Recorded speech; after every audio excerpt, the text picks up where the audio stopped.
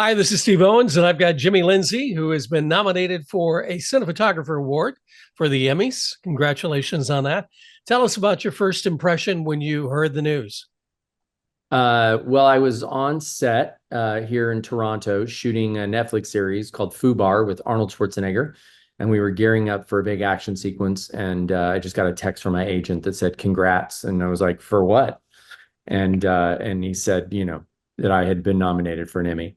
And then the phone calls and stuff started coming in from the director, Stephanie Lang, or from Rose Byrne, sent me a text, and so it was fantastic. It was a big surprise, but I'm thrilled. Great. What sparked your initial interest in the visual storytelling, and how did that passion evolve over time? You mean to become a cinematographer? Yes. Okay, that's a great question.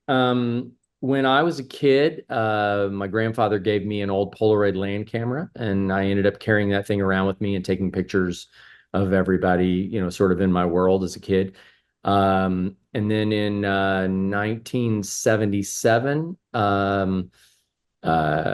Star Wars came out, and I saw Star Wars 37 times in the theater. Whoa. Consumed with it and with visual storytelling, and that period of time with so many great movies, Jaws, and so many films coming out that were just so influential to me.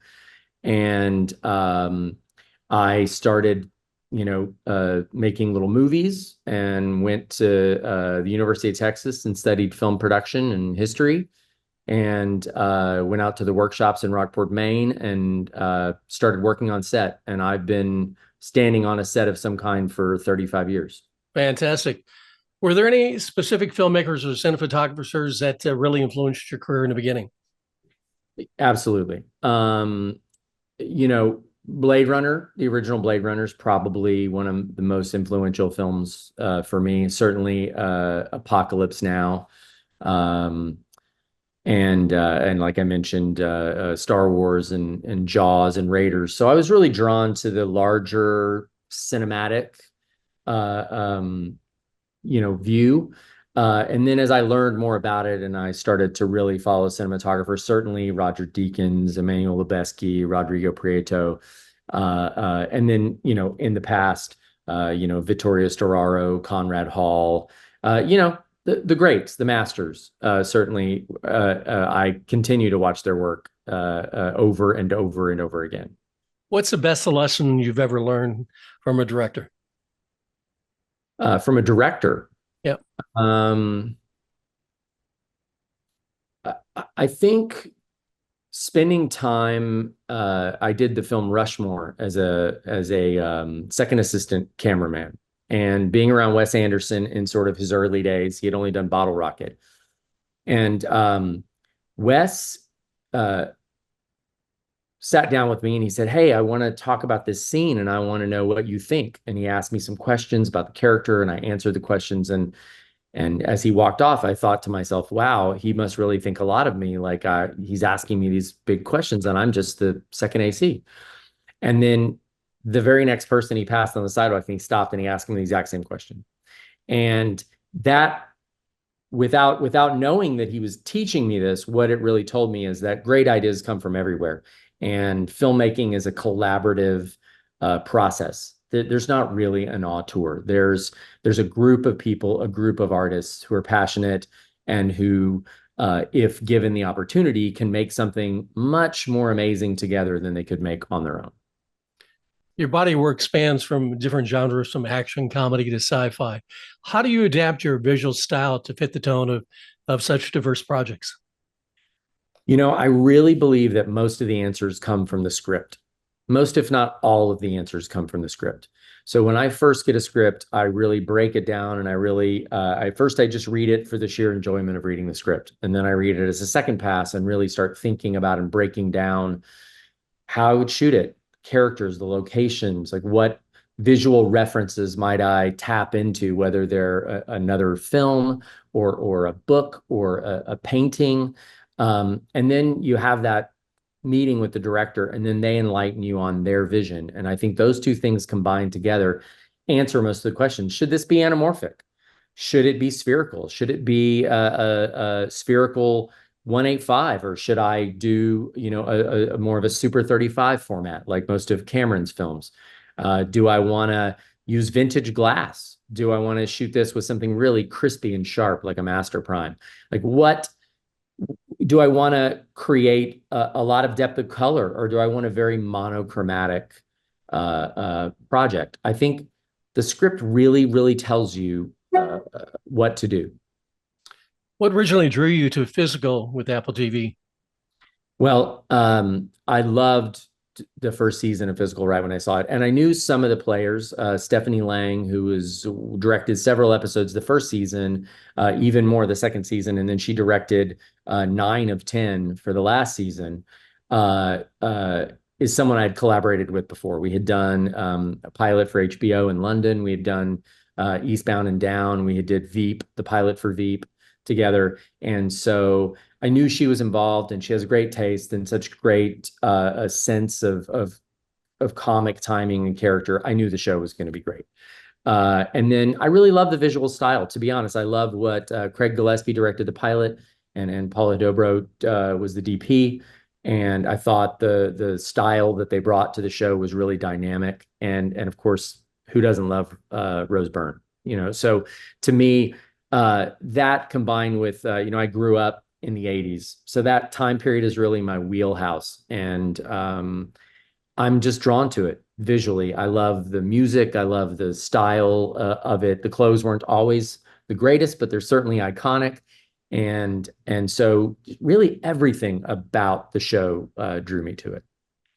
You did 10 episodes of Physical on Apple TV. How do you keep the continuity between a previous director or cinematographer in there? Is there kind of like a Bible that's like the writers have the Bible for scripting what's going out? Well, that is something I would normally create if I were the first DP in the door. There wasn't one, or at least not one that was handed to me. But I watched the show both seasons several times. And I had the good fortune of DPing all 10, and Stephanie did 9, and then one of the episodes was done by Annie Weissman, the showrunner. And she did episode 9 and just did a beautiful job. And of course, the material is so personal to her. It was really wonderful. To keep the continuity, for me, it's more about putting things in the categories of the things that I really love, that I feel are crucial and integral to the style and the look and the feel of the show. And you have to keep those. And then the things that I feel, okay, I think I could improve on that. I think I would maybe approach it from this standpoint. There's a specific on this show, which was the lenses.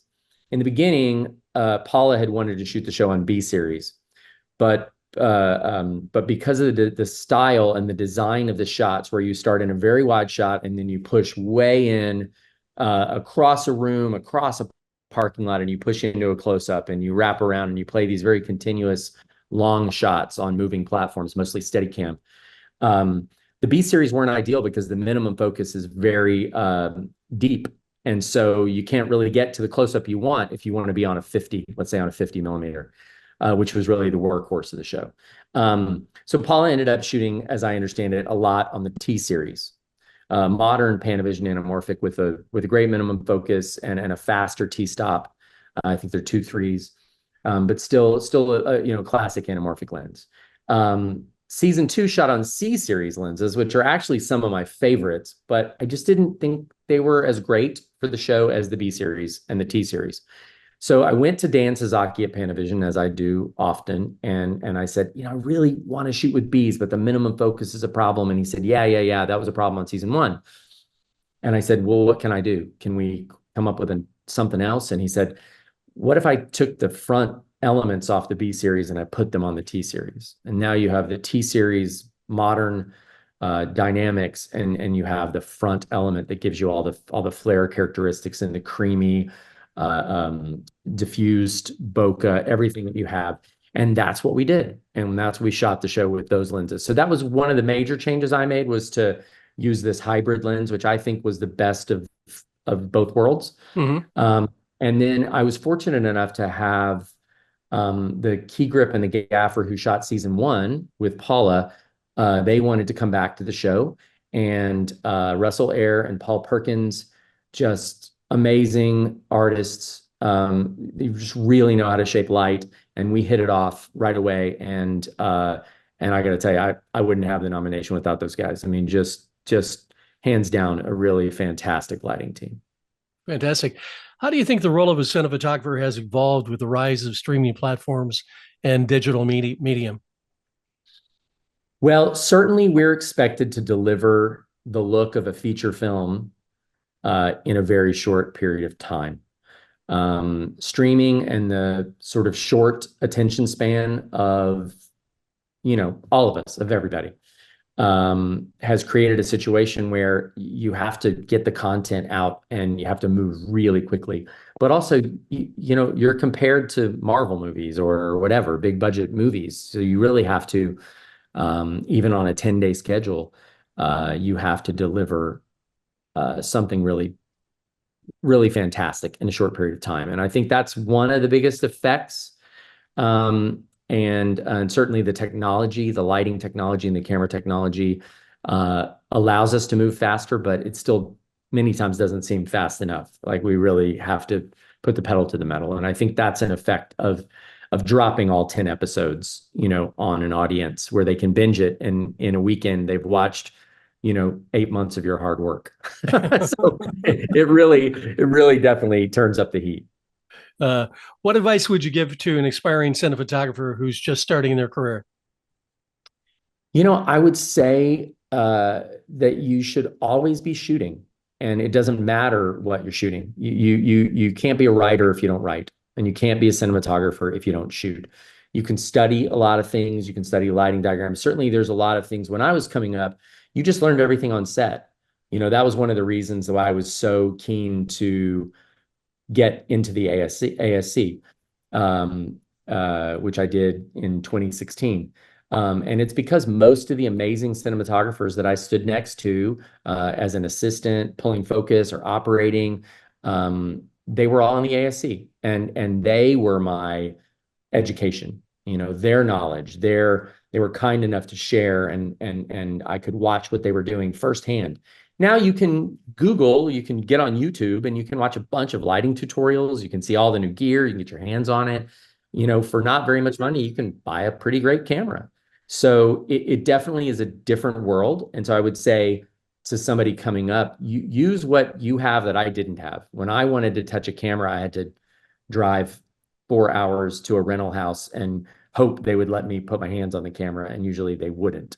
So you had to get on a set and work your way up, and finally someone would let you touch the camera or touch the lenses, and it was a long process, which is why I've been doing it for 35 years, because you had to work your way up. But And a final now, question for you yeah, is, how do you feel when you take your own selfie on a phone? Do you analyze everything that goes on? that's a good question. I certainly, my knowledge of photography, I certainly put the camera in the right place. I'm not young anymore, and so I put the camera where I think I might look the best.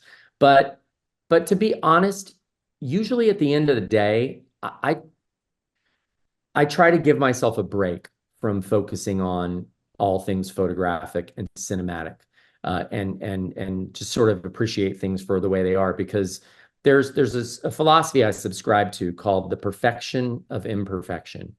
And I think if we choreograph every single thing in a movie, it doesn't feel real. It doesn't feel like something you can relate to. I think there has to be a certain amount of the human condition, a certain amount of imperfection in something for us to love it. And so I try as hard as I can to put my focus on when I need it, and to turn it off when I can. Your point is very valid, especially looking at the internet, where so many people are so into looking at their photos and making sure they've got the filters and everything on it, and their life is no longer real. And so that's a very valid point. And I really wish you the best of luck, and I look forward to seeing you on the stage at the Emmys, getting your award. Well, thanks so much. I appreciate the time, and I'll be listening. All right. Thanks.